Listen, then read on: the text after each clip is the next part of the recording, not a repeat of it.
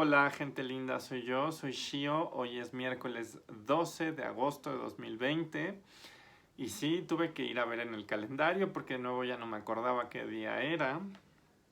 Solo siento el paso del tiempo en mi cabello y en la cantidad de orzuela que tiene porque ni modo, pues no me lo puedo cortar. Ni modo. El video de hoy es sobre un tema que me parece que es muy importante, es hombres trans y violencias obstétricas y ginecológicas. Y la verdad es que la pensé mucho a la hora de hacer este video. Por razones obvias y no tan obvias. O sea, razones obvias es, quizás no le tocaría a una mujer trans hacer un video sobre los hombres trans. Um, pero lo hago porque, primero que nada, porque yo sí creo que las personas trans tenemos que apoyarnos unas a otras. Y también creo que las personas LGBT tenemos que apoyarnos unas a otras. Y desde luego creo que las agendas feministas implican apoyarse unas a otras. Y por supuesto creo en el apoyo entre todas las personas. Entonces van a decir, oh por Dios, qué humanista saliste. Sí, en esas cosas sí. Y la cosa es esta, muchas veces la gente no piensa que por supuesto hombres trans y personas no binarias eh, pueden enfrentarse con violencias obstétricas y ginecológicas. Y aquí pensemos que acordémonos que no todas las transiciones son transiciones con terapia de reemplazo hormonal. Cuando eso pasa, pues la fisiología sigue funcionando como siempre. Y eso implica que estas personas tienen que ir al doctor como siempre.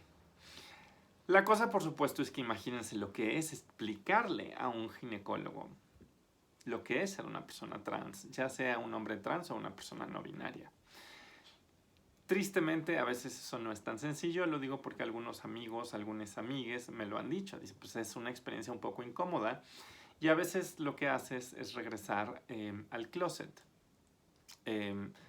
Pero esto no está chido. La cosa, por supuesto, es que de una u otra manera o niegas tu identidad o se lo explicas y te arriesgas a que la gente te mire como si fueras bicho raro. Bueno, no a mí, pero se entiende lo que estoy diciendo. Y en el caso, por supuesto, de hombres trans o personas no binarias que sí tienen transiciones con hormonas, la cosa puede ser incluso peor, porque puede haber una sensación de ¿por qué hay un caballero con bigote aquí? ¿No? ¿Por qué hay un caballero con barba? ¿No? Y eso puede generar no solo que el resto de las personas que atienden al consultorio miren a estas personas de una manera grosera, rara, incómoda, sino que el trato del propio personal médico sea menos que ideal. La cosa, por supuesto, es que como en el grueso de las personas trans, lo que esto genera es que a veces no vamos al médico. Y aquí hablo de casi todo tipo de médicos. O sea, de repente es, híjole, tengo que ir a la dermatóloga, pero le voy a tener que contar toda mi vida por un granito. Y como que no le quieres contar toda tu vida y tu sexualidad y tu identidad a tu dermatóloga por un granito. A tu odontólogo porque tienes una caries. No quieres que de repente todo lo que eres se vuelva algo a ser revisado. Yo, por ejemplo, tengo una gastroenteróloga que es bien chida y que es bien llevada, ¿no? Y me acuerdo que una vez me dijo, porque yo tengo hernia y tal, ¿no? Dice, antes de que te andes abriendo hoyos, déjame cerrarte ese, ¿no? Y la verdad es que la quiero mucho, pero el comentario se me hizo un poco intenso, ¿no? Así como, ok. Pero por un lado digo, bueno, supongo que mejor ese sentido del humor un poco... Mejor ese sentido del humor un poco afectuoso, aunque sea a golpes. Así que, ay, ok, gracias, yo también la quiero, gracias por la confianza. Mejor eso a que alguien te mire como si fueras la última monstruosidad o la quinta plaga o algo así, ¿no? Pero entonces sí, ir al doctor es una chinga. Y eso sigue siendo el caso para hombres trans, sigue siendo el caso para personas no binarias que pueden requerir atención ginecológica o obstétrica. Y por supuesto, muchos compas sí me han dicho que, por ejemplo, después de varios años de terapia de reemplazo de hormonas, de plano los ginecólogos o las ginecólogas les dicen o te haces una histerectomía y una ovaractomía o dejas que tu cuerpo vuelva a menstruar porque hay una serie de alteraciones después de varios años en las capas endometriales que pueden generar dolores. Entonces les dicen, pues o te quitamos la matriz o menstruas por un ratito. Y eso requiere, en una u otra opción, eso requiere ir al médico. Pero ir al médico de repente se vuelve un verdadero desastre. Porque hay miradas, hay comentarios, hay patologización, etcétera, etcétera. Y la razón por la que estoy haciendo este video es porque en México ya sabemos que tristemente la atención médica es poco ideal en general para las poblaciones LGBT, para las mujeres, y por ahí hay cualquier cantidad de historias horribles de violencia obstétrica, de mujeres que llegaron embarazadas y que no fueron atendidas y que tuvieron en muchas ocasiones a sus hijos en condiciones poco ideales. Bueno, pues eso le pasa también, por supuesto, a algunos hombres trans, eso le pasa, por supuesto, a algunas personas no binarias. Y comento esto porque el Parlamento de Mujeres de Ciudad de México está impulsando una iniciativa que yo no he mirado directamente, pero me la han comentado, en contra, en general, de la violencia obstétrica. Es decir, tratar de evitar que haya prácticas que violenten a las personas que van a recibir alguna clase de atención que tenga que ver con atención ginecológica o con obstetricia. Por supuesto, en algún momento dijeron, sería bueno hacer una propuesta incluyente. Y entonces lo que hicieron fue hacer una propuesta de ley, ni siquiera sé si se llama así, porque en realidad es el Parlamento de Mujeres que se lo mandaría eventualmente al Parlamento de Ciudad de México. Entonces esto es como el borrador del borrador del borrador del borrador. Y la idea era mandarlo y hablar de mujeres y cuerpos gestantes. Y hasta donde me han contado estas compañeras, la idea era mantener esa expresión. Mujeres y cuerpos gestantes. Y a mí me parece, o personas gestantes, personas. Sí, claro, porque no es lo mismo decir cuerpo a decir persona. Cuando dices cuerpo, de repente parece que te estás refiriendo simplemente al objeto. Y cuando dices persona, estás nombrando al sujeto. Por ahí, por supuesto, podríamos meditar acerca de todas las implicaciones que tiene el vocabulario. Porque yo, por ejemplo, pienso en cómo los estudios sobre el cuerpo que empezaron en los años 90 decían cómo asociamos el cuerpo con una especie de materialidad dócil, poco intelectual, con la animalidad, con tareas no intelectuales. O sea, los vocabularios tienen una historia política, ¿no? Que no es accidental. Entonces, todo esto viene al caso, porque lo que querían es hablar de mujeres y otras personas gestantes. Y lo querían poner así, precisamente para no borrar a las mujeres de las leyes, de la lucha política, que históricamente ha sido algo que las mujeres han peleado. Y por supuesto, incluir también a hombres trans y personas no binarias. Se generó una discusión muy triste, porque yo no entiendo bien aquí qué pasó. O sea, yo no entiendo si hubo porque hay varias versiones. Una versión dice que había una versión muy poco trabajada, donde no estaba de manera consistente la expresión mujeres y otras personas gestantes. Y otra versión dice que no, que lo que pasa es que había varias propuestas y unas no eran tan incluyentes como otras, o no eran tan sensibles a la política de los vocabularios.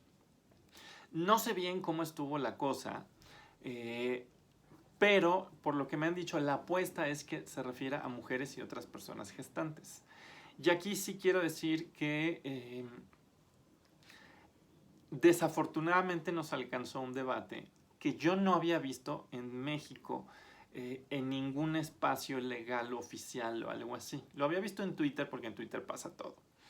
Y es que en España sí tienen una discusión acerca de cómo van a redactar algunas leyes, y se ha expresado una preocupación desde algunos feminismos por lo que llaman el borrado de mujeres, y es formular o escribir leyes que no mencionan a las mujeres. Y entonces, de repente, una parte del Parlamento dijo, oigan, esto no hay que hacerlo.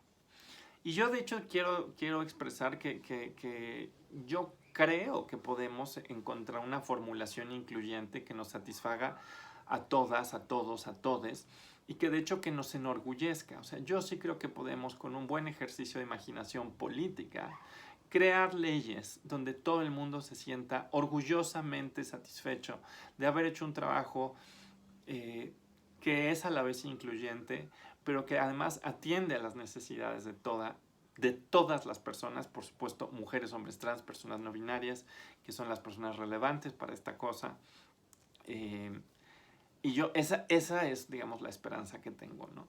Y desafortunadamente se generó este debate que obstaculiza un poco el avance, pero yo sigo esperando que se resuelva, porque sí creo que algo que hay que pensar cuando pensamos en enunciados jurídicos y en general en enunciados que tengan efectos sobre la política, es que un enunciado no solo queremos que se refiera exitosamente a los sujetos en los cuales se supone que va a ser relevante.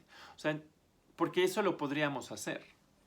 Podríamos hacer un enunciado que diga toda aquella persona que tenga una serie de órganos donde se incluye el útero y se incluyen las trompas de falopio y se incluye esto, y que además se pueda hacer A, B, C, D. Eso lo podrías hacer. Así podrías recuperar referencialmente a las personas con una cosa muy técnica.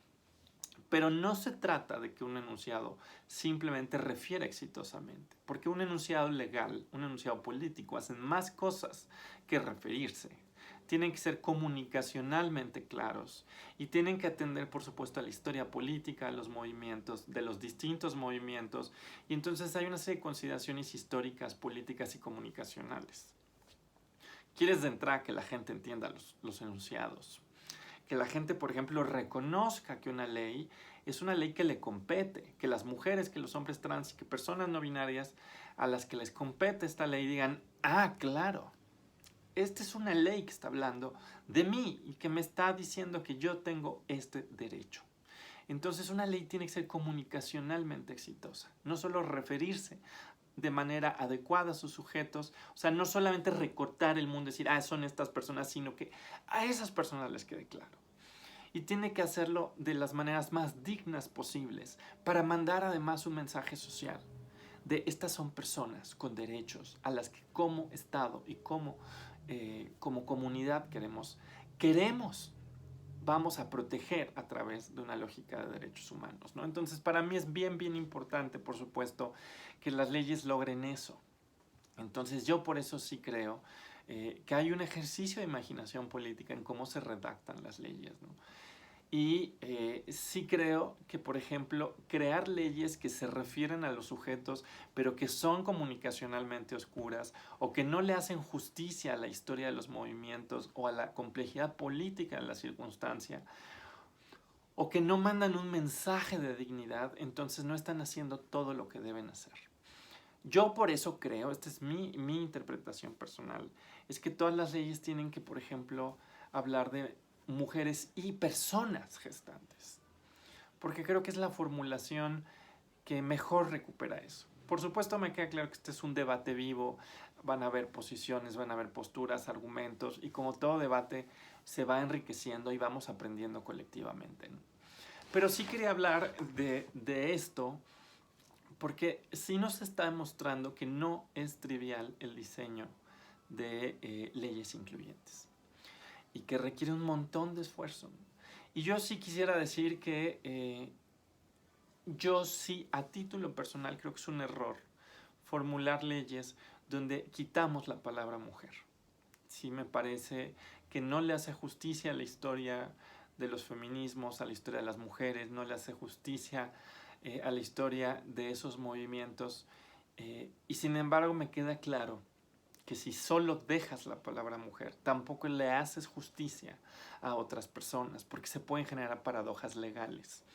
Por ejemplo, un hombre trans que ya tiene corregidos sus documentos, y pongo ese ejemplo porque claramente nuestro Estado todavía no reconoce las identidades no binarias, pero un hombre trans podría de repente encontrarse con la paradoja de que como la ley no lo nombra explícitamente, entonces él no detenta esos derechos.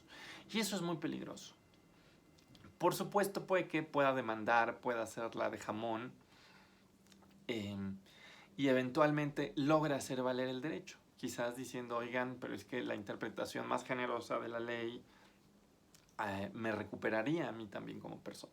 Pero el punto, por supuesto, de diseñar una ley es que la gente no tenga que hacer una demanda para que el sentido de la ley se expanda, sino que la crees bien, para que le haga justicia a todas, a todos, a todes, desde el principio, y que sea sensible, y que sea incluyente, y que dignifique a todo el mundo, ¿no? Entonces, sí creo que encontrar una formulación adecuada no es trivial. Yo no creo que la solución sea borrar a nadie. Creo que la solución es enunciar a las personas. Y las compañeras con las que he tenido conversación muy pequeña, pero porque en este momento nadie conversa con nadie más que con su espejo, las compañeras en cuestión sí dicen que ese es el objetivo que tiene esta ley, ¿no? Y bueno, pues yo espero que vaya a hacer una propuesta que eventualmente sea recuperada. Por supuesto, le queda mucho trecho.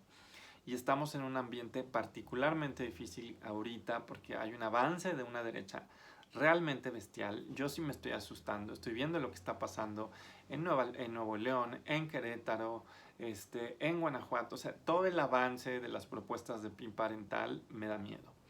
Me da miedo lo que está pasando, por ejemplo, en Querétaro, donde una diputada local quiere encarcelar a las personas si se atreven a darles clases de educación sexual integral a los menores de edad sin el consentimiento de sus padres, con penas de 3 a 5 años.